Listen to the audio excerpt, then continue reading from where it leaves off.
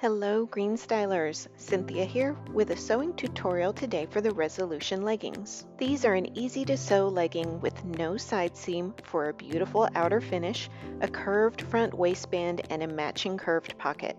Choose between a variety of pant lengths, waistband heights, and we also have standard, petite, and tall sizing for convenience.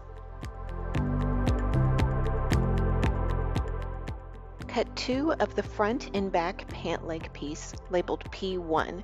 Full length is shown here, but you can also choose the capri or shorts cut line. If you're making the optional pocket, you'll cut out along the pocket cut line, making sure to note the notches. Cut 2 of these as mirror images, and if using the optional gusset, cut on the optional gusset cut line and cut 2 gussets. If choosing the optional pockets, you'll need pieces P3 and P4. The outer pocket is this one on the right, and on the left we have the inner pocket. Both have notches to cut out, and both need to be cut 2 mirror images. Choose option 1, whereas the waistband seam matches along the back seam of the pocket, or option 2, where the waistband seam matches to the front pocket seam. I'll be making option 2. For either option, you need 1 front outer waistband, you need 1 front inner waistband, and an optional layer of tech sheen or power net cut using the front inner waistband piece. Cut 1 back outer and 1 back inner waistband, making sure that you choose the pieces that correspond to your option of choice.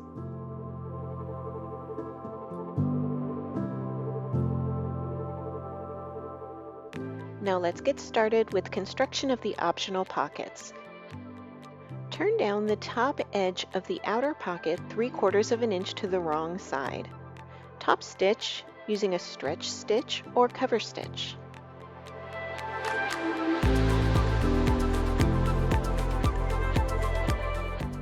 Now with both pieces right sides facing up, we'll lay the outer pocket on top of the inner pocket, making sure to match notches. Pin in place and baste along the outer edge with a basting stitch, which is the longest stitch length on your sewing machine.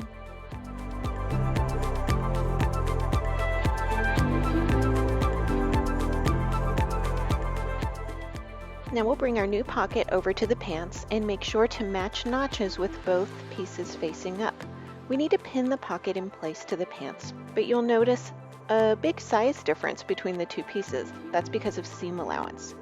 What you can do is flip the pocket over so that right sides are touching, matching notches, and begin pinning along one side.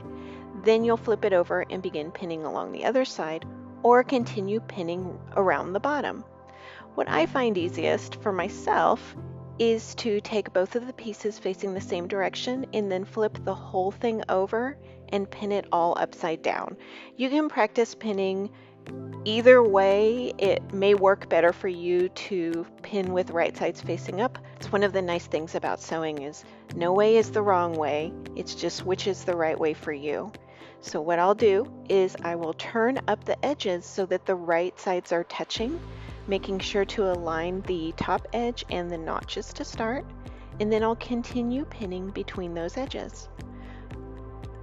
When you get to the bottom curve, this is the part that's tricky because the bottom piece of the curve, which is the pants, is going to feel a lot tighter, and the piece that's the pocket is going to feel a lot looser. What you want to do is find the 3/8 inch mark from the edge of both pieces, and that's where you want to line up the two pieces. They should match perfectly right around that 3/8 of an inch marking. So what I do is pinch both of the pieces together as I pin and make sure that I pinch at the seam allowance of 3/8 of an inch. Continue going all the way around, and you'll find that the pocket piece is going to ruffle a little bit. There will be some excess fabric, and the pant piece of that edge is going to be pulled a little bit tight. And there you can see what I'm talking about. But what should match up perfectly is right along the 3/8 inch marking. If you feel like one section is a little bit off, you can just unpin a section and repin to even everything out.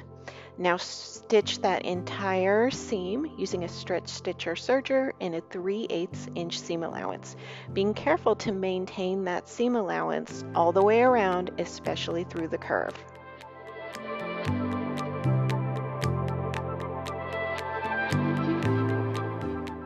Check check your seam to make sure everything looks nice and smooth and there are no buckles or folds in the fabric.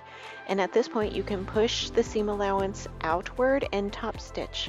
If you'd like to release some of the tension from the pant piece of that seam, see how right here it's pulling pretty tightly, you can snip into that part of the seam allowance very carefully, making sure that you don't snip any of the pants fabric or snip into the seam line. But if you just snip, just like so, about every ½ inch or so along the curved part, you'll relieve some of that tension. And I'll show you what I mean. Now, the edges of that fabric can separate and it won't be pulling at all.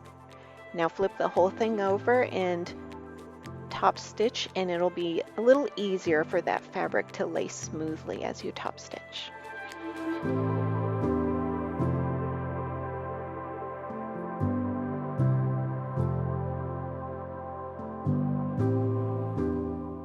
Repeat all of these pocket steps for the other set of pocket pieces and pant leg.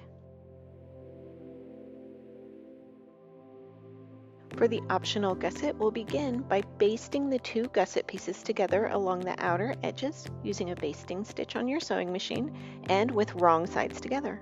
I've chosen to use some wash-away adhesive tape to hold my pieces together rather than basting. Before proceeding, make sure you cut the main pattern piece along the gusset cut line on both pieces. Choose which side of your gusset should be the right side and place that side facing down onto the main piece P1 along that gusset cut line area. Pin in place just like so. We'll stitch using a stretch stitch or serger and a 3/8 inch seam allowance.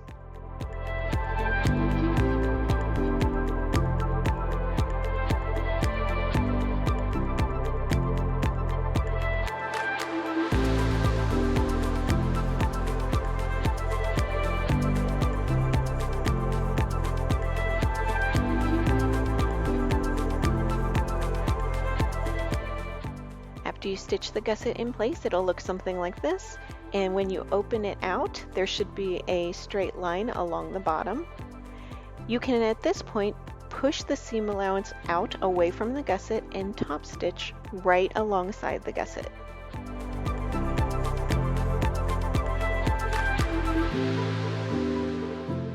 Now lay the 2 pant leg pieces together opened out and with right sides together.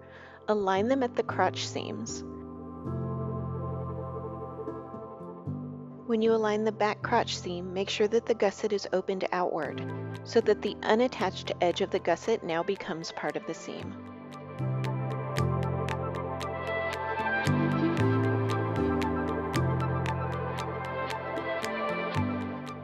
Stitch with a stretch stitch or serger and a 3/8 inch seam allowance. When you get to the intersection here at the beginning of the gusset, make sure that that previous seam stays laying outward and flat.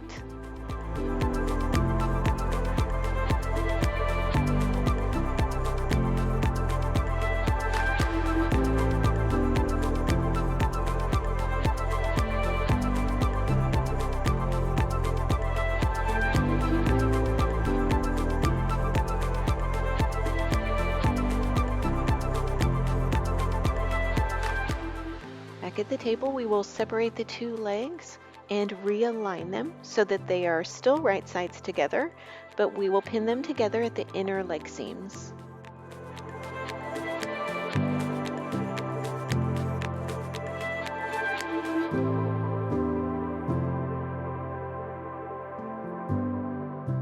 Note that the center of the gusset aligns with the center front crotch seam.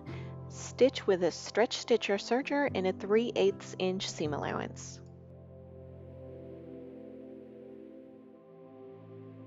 For a smooth inside finish, make sure that these gusset seams remain laying flat as you stitch through this area.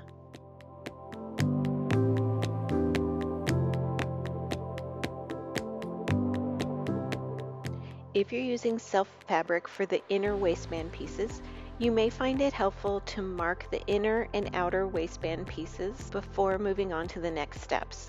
If you don't want to take out your pattern pieces and still need help identifying them, you can easily tell the inner pieces are about 1/8 of an inch shorter than the outer pieces. So lay them on top of each other, and the inner piece will be the piece that is smaller.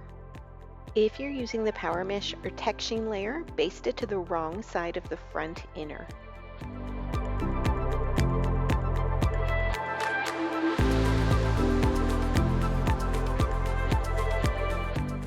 Once basted, these will be treated as a single piece.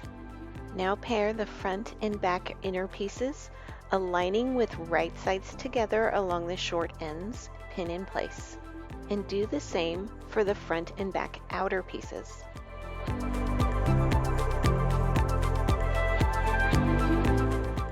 Stitch all 4 seams using a stretch stitch or serger. We prefer to use a sewing machine for this step so that we can open up the seam allowances in the next step.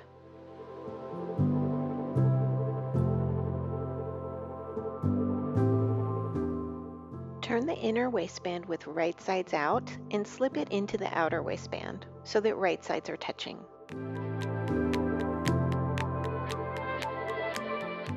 Pin along the top edge matching seams and opening up those seam allowances so that everything is nice and flat.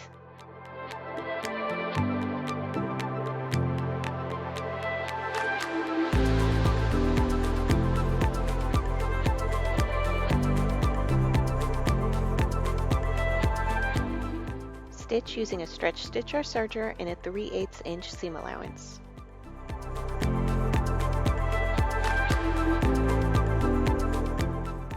Add elastic to the seam if desired. If you do, make sure that you stitch it onto the outer side of the waistband and that it stays within the seam allowance. You do not want the elastic coming down onto the waistband.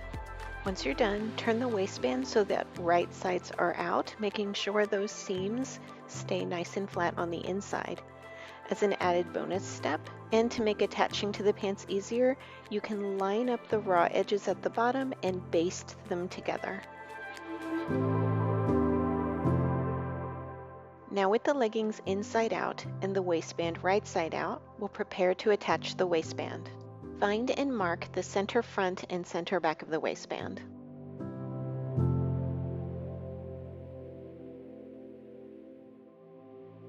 Then slip the waistband down into the leggings. Make sure the outer waistband is touching the right side of the leggings.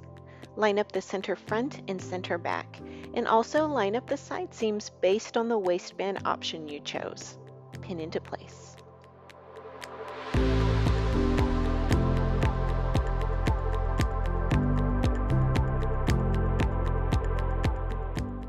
Stitch using a stretch stitch or serger and a 3/8 inch seam allowance.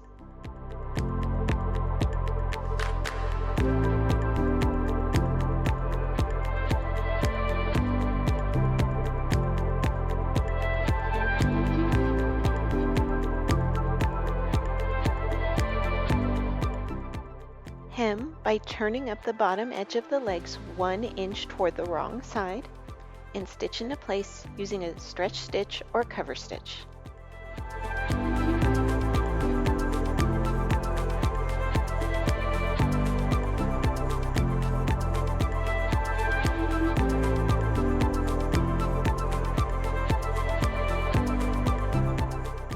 And that's it. You are all done with the Easy Resolution leggings. Please make sure to tag us using hashtag GSResolution on social media. We can't wait to see your makes. Happy sewing from all of us at Greenstyle.